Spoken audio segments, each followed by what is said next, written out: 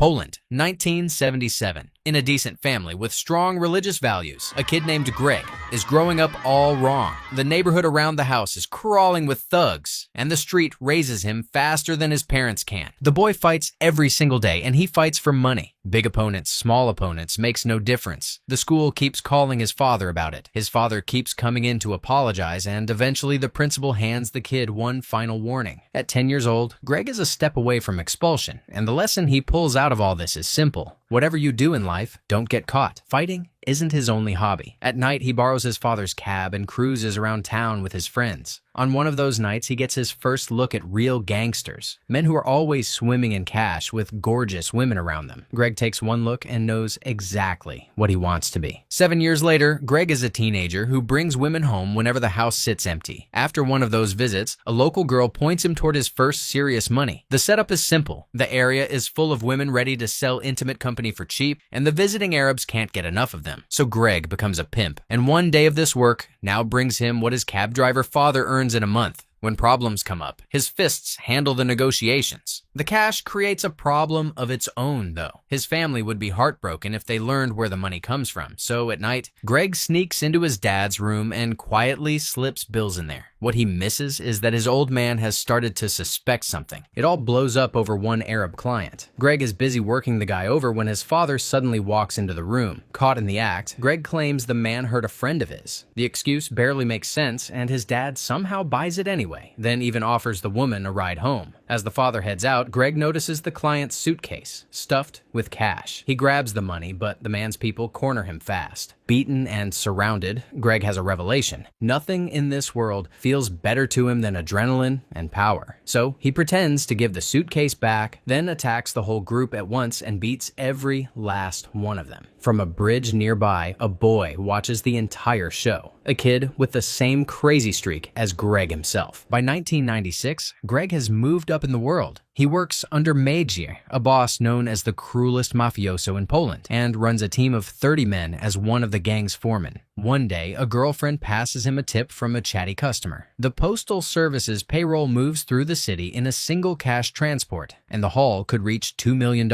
Greg brings the idea to Maciej, and the old boss approves it on one condition. The job will be led by Crowbar, the gang's robbery expert. They plan it out at a gym, where Crowbar pulls his younger brother into the crew, a guy everyone calls Crowbar Jr. The brothers put Greg and Jr. on weapons duty, but Jr. is so fussy that Greg tells him to fetch the guns alone. While the wait drags on, Greg burns the time the only way he knows, beating up local hoods. And Jr., meanwhile, turns out to be dumber than anyone thought. He blabs about the upcoming job to every bandit in town, explaining that he just wants people cheering for the crew. So, Greg walks into the biggest heist of his life, surrounded by complete idiots. The job itself goes by in a blink. Masks, black clothes, they jump the transport, and the whole operation takes 20 seconds. On paper, a success. In reality, a job planned by morons is a time bomb, and it can go off any day. That evening, the crew celebrates at a nightclub, where a waiter approaches Greg. It's the boy from the bridge, 12 years older. He introduces himself as Walden and says he dreams of the gangster life, same as Greg.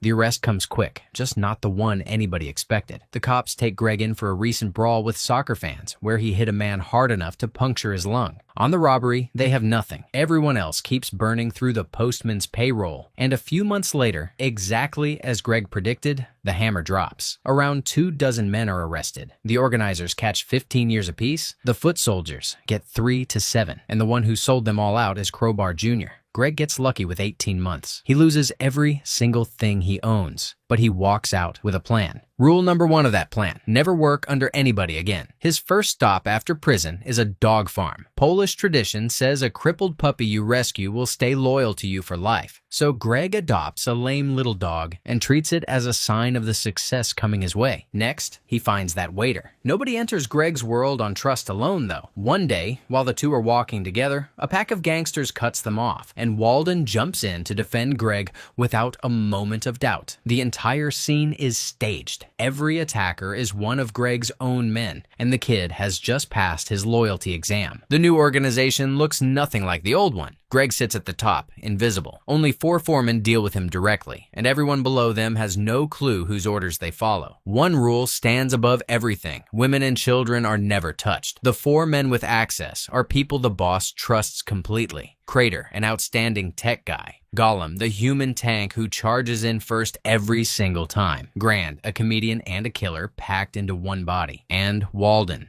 On one job at a rich man's house, where the crew has come for an expensive painting, Greg notices a picture of a gorgeous girl and takes it along with the art. A day of digging gets him a name, Magda, a student at a nearby university. So the gangster pulls his strangest move yet. He poses as a student just to look at her in person, and he spends the lecture staring so hard that the professor calls on him. Greg, a man who never sat in a college classroom, answers with total nonsense. 3 years into the new empire, Crowbar Jr. walks out of prison while serving a 7-year sentence. The early exit tells Greg exactly who tipped off the cops back then. Jr. shows up asking to work together again, and Greg shoves him into a trash heap. He tells the snitch to keep out of sight and nothing will happen to him, because just look at the man. He's garbage. That night, Greg and Walden head to a bar where Magda happens to be, except she's there with a boyfriend. Greg lifts the guy's wallet to buy a little time with her. Her date eventually figures out who took it, but when he moves in to separate the two, Walden blocks his path. Greg's attack dog lays out the options. Head home early, or spend the rest of your life paying for medication. The man picks the smart option. Greg and Magda end up at the pool table. She's curious about the stranger since he's clearly loaded, and Greg feeds her a clean legend. He owns a firm that works with investors, and he lives in a huge house with its own garden. Magda doesn't swallow the story whole, but the charm does its job. On their first date, Greg says nothing about running a criminal organization, and Magda, even suspecting she's dealing with a bandit, stays the night anyway.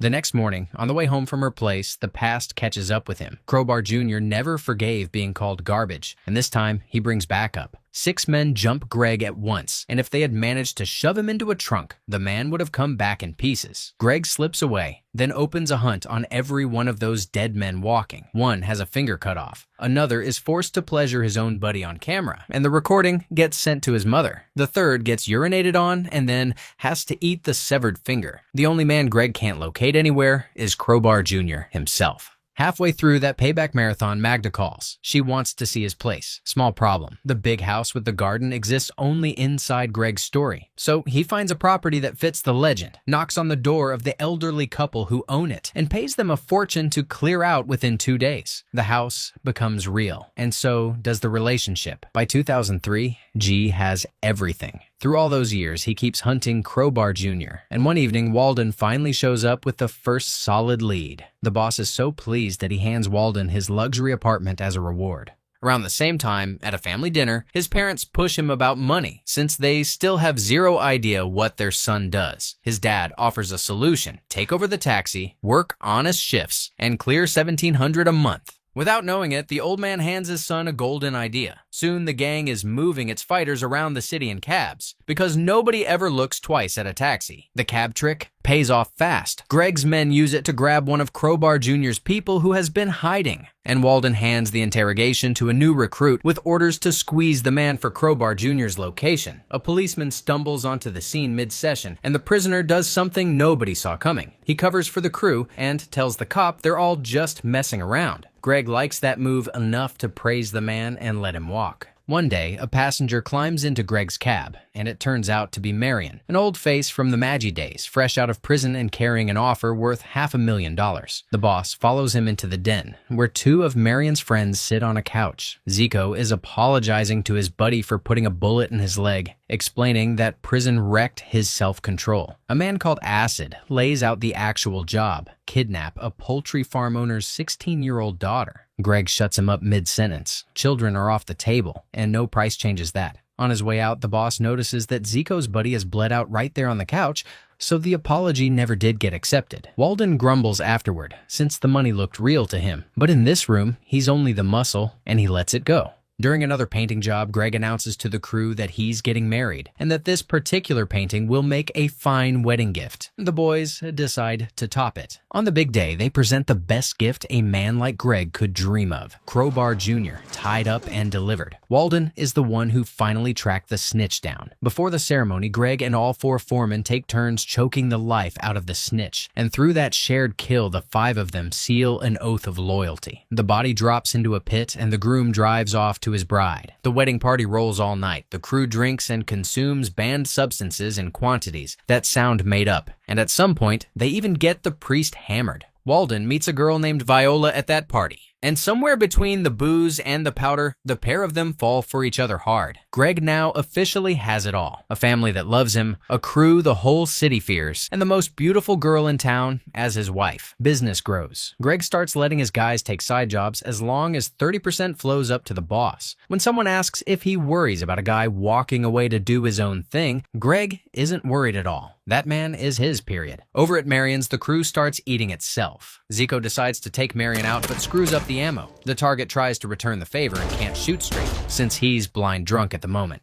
The next attempt collapses because the shooters position themselves too far away. The river settles it in the end. That's where Marion's body eventually turns up. Magda spends these years carefully not asking questions. She builds her own little income through landscaping and prefers not to ask what pays for the rest. On a beach vacation with Greg, Walden, and Viola, the question gets asked anyway, just not by her. Viola wonders out loud how Magda isn't suspicious, since no taxi driver on the planet gets rich this fast. Magda stays silent, but the thought sticks with her. Walden, meanwhile, turns into a full-time job. He's wild, in the exact way Greg used to be wild, and the boss covers for him over and over. One night, the two get stopped at a club entrance because the bouncer doesn't like their sneakers. Greg wants no scene and steers Walden toward another spot, and that's when Walden pokes the bear. He says the boss has gone soft ever since the wedding. The old hunger comes back in a single second. Greg beats the doorman to death on the spot, and nothing ever comes of it. No charges, no consequences, nothing. Walden is thrilled because his idol is back. Right after that night, the phone rings. A very big player wants a meeting. The next day, Greg walks into a downtown bookstore, the headquarters of a man named Daniel. An aging gentleman in a suit, the last boss of the old Pruskoff world, with a face you would never connect to crime. Daniel runs everything quietly, the exact opposite of the loud crews that pull guns over nothing. And the old man has a proposal for the rising star: clean the city of the gangs that attract too much heat for serious money. Greg agrees. Just like that, G becomes the right hand of the biggest crime boss in Poland. The cleanup is fast and ugly. Dozens of gangsters get erased in no time, and somewhere along the way, Walden discovers that he enjoys the killing itself. He starts talking about flattening every gang in the city so only one crew remains. He goes further and suggests taking out Daniel too, since the man used to snitch for the police anyway, and then the pair could run the entire country. Greg just goes quiet. The greed growing inside his best friend worries him more than any rival. The police are circling as well. They have nothing solid on Greg, so an officer from the organized crime unit tries a trade: hand over the top men of the Psychos, the most unhinged gang in the city, and in exchange the police will only pretend to chase him. Greg declines on the spot. He doesn't inform on anyone, friend or enemy. The cop accepts the answer, says he respects the work, and promises that their game of tag will continue. At home, the secret finally cracks open. While digging around the kitchen shelves for a can, Magda spots a suitcase up on the cupboard, and inside it sits more money than a taxi driver would see in 10 lifetimes. She still tells herself that her husband will quit the trade one day. When Greg comes home and discovers the suitcase moved out to the garage, he tries to raise the subject. Magda refuses, and the topic dies right there. Daniel, very happy with the results, calls Greg in again and lays 2 final missions on the table: wipe out the Psychos, then oversee the delivery of 500 kilos of pull both off, and Daniel retires, handing the entire operation to Greg. The throne of Polish crime served on a plate. And for some reason, Greg doesn't grab it right away. Then the news lands. A crew hijacked a truck loaded with equipment. The shootout with police left 2 officers dead, and the bandits took a hostage, a kid just 6 years old. 2 hours later, the child's body is found. That same night, Greg's men drag a badly wounded Walden into the house, soaked in blood. Magda, frightened, disappears into her room while the guys patch him up. Walden admits he was in that shootout but swears he has no idea what became of the kid. Either way, the damage is enormous. The police start raiding every known gangster's home in the city. At Greg's place, they find nothing. Well, almost. The couple who owned the place before, those sweet pensioners, once stole an ancient Egyptian statue from a museum and left it behind when they moved out. The theft lands on the new owner, and Greg goes into a cell, where his first order of business is cracking the skull of the biggest inmate in the room. The question of who runs the cell gets answered in one move. Inside, a guard whispers the news to him. Walden has lost his mind out on the streets, and Daniel is planning to remove him. 2 months later, Walden comes for a visit, and on the way to the meeting, a warden quietly passes along Daniel's message. Calm your boy down. Greg barely recognizes the man waiting for him. Cocky, greedy, untouchable in his own head. The boss tells him to drop everything, lie low, leave the country, take the longest vacation of his life. Walden hears none of it. He has learned about the giant load of on its way to Daniel, and he plans to take it for himself. If Greg stays locked up, the streets outside will turn into a war zone. So the boss buys the guard and gets word out to his people. Gollum tracks down the elderly couple, money changes hands, and the old folks swear that the statue had been theirs all along. The prosecutor gets a quiet message of his own to stay out of the way. Greg walks free, straight into the arms of Magda, who is now pregnant. The timing could not be tighter. Walden has opened hunting season on Daniel, and a sniper round has already missed the old man by a hair. Shaken, the old boss hands Greg 2 assignments: build his security detail and track down the shooter, even though the whole city is hunting him already. At Daniel's place, his people are torturing one of Walden's men. The prisoner begs Greg to finish him, and the gangster, out of pure mercy, does. He can find Walden on his own. The search runs through Acid, the one man who knows where Walden sleeps. Tiny complication. Acid is paranoid beyond repair and refuses to leave his hotel room. The man once emptied a pistol into a spider, and the concierge downstairs wet his pants from the racket. Greg gets into the room anyway, finds Acid glued to a movie, puts a gun in his face, and asks where Walden is hiding. Acid answers fast and answers straight, so Greg kills him without a single minute of torture. The trail ends at an abandoned factory. Greg drops 2 of Walden's buddies and sits down next to his friend. Walden didn't even know the boss was out, and now that he does, he promises to back down. The promise changes nothing. Greg tries to reach the old Walden one last time, but the ambition won't switch off, and the rules Greg once taught him mean nothing now. Gunshots ring out at the factory. Greg calls Daniel and reports that the problem is handled, and Daniel's own man confirms it.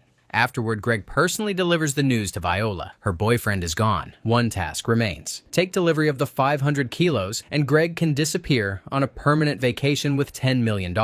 Except the boss has finished doing the math on Daniel. The old man has survived this long for one simple reason. He feeds information to the police. He's a rat. And after Walden, Greg himself could be next in line for cleanup. They drive to the port. Daniel, glowing, inspects the product. Suddenly, Greg raises the alarm and drags the boss into cover behind the containers while police pour into the warehouse. Hiding there, Greg tells Daniel exactly what he thinks. A rat can never be trusted, and nothing on this earth outranks friends in loyalty. Black smoke climbs over the docks. $100 million of product going up in flames. Except none of it is real. The cops are hired men in costume. The entire raid is a performance Greg staged from start to finish, and the never burned because it already belongs to him. Before vanishing, Greg says goodbye to his old crew and leaves them bags of product as a goodbye gift. Then he boards a ship with Magda, Viola, and Walden. Yes, Walden. Greg never killed his best friend. He dosed him with a heavy sedative and faked the whole death,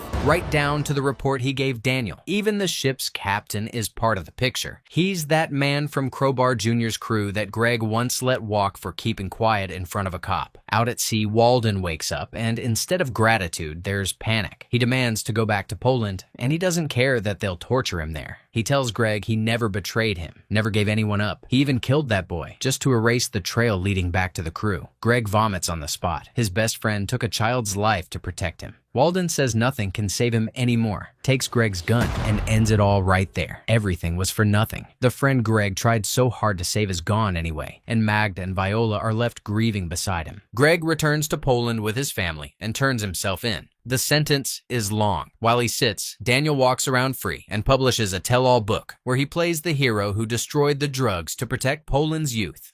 Years later, a much older Greg sits across from his teenage son during a prison visit and tells him this entire story from the beginning. The only thing he asks is for the boy to live by different rules. And in the very last shot after the credits, the prison gates open and Greg steps out a free man. Greg had one line he never crossed: women and children stay out of the game, and the man closest to him crossed it for his sake. So whose hands is that blood really on? The soldier who did it, or the boss who built him? Drop your take in the comments. And if you want another story where loyalty carries a price tag, the next recap is already on your screen. See you there.